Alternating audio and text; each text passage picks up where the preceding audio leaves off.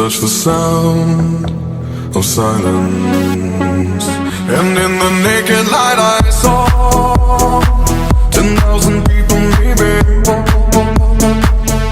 People talking without speaking, people hearing without listening, people writing songs that voices never share, and no one dared disturb the sound.